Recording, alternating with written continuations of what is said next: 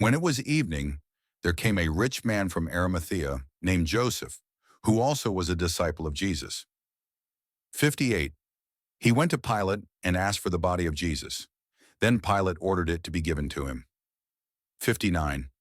And Joseph took the body and wrapped it in a clean linen shroud 60, and laid it in his own new tomb, which he had cut in the rock. And he rolled a great stone to the entrance of the tomb and went away. 61. Mary Magdalene and the other Mary were there, sitting opposite the tomb. 62.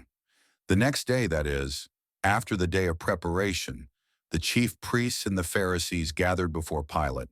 63. And said, "Sir, we remember how that impostor said, while he was still alive, 'After 3 days I will rise.'" 64. Therefore order the tomb to be made secure until the third day, lest his disciples go and steal him away and tell the people, "He has risen from the dead," and the last fraud will be worse than the first. 65. Pilate said to them, "You have a guard of soldiers. Go, make it as secure as you can." 66. So they went and made the tomb secure by sealing the stone and setting a guard. 1. Now after the Sabbath, toward the dawn of the first day of the week, Mary Magdalene and the other Mary went to see the tomb. 2. And behold, there was a great earthquake, for an angel of the Lord descended from heaven and came and rolled back the stone and sat on it. 3. His appearance was like lightning, and his clothing white as snow. And for fear of him, the guards trembled and became like dead men. 5.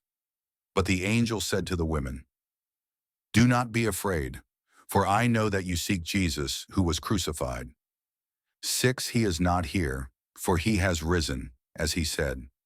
Come, see the place where he lay.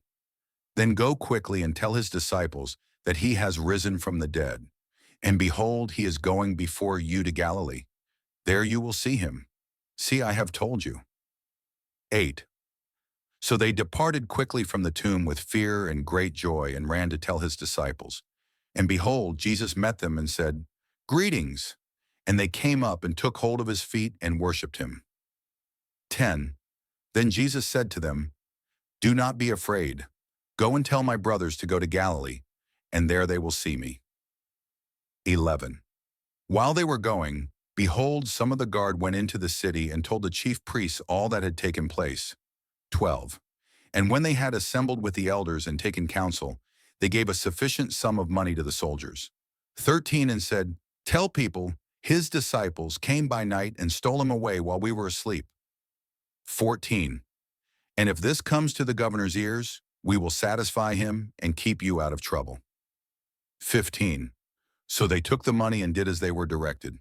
And this story has been spread among the Jews to this day.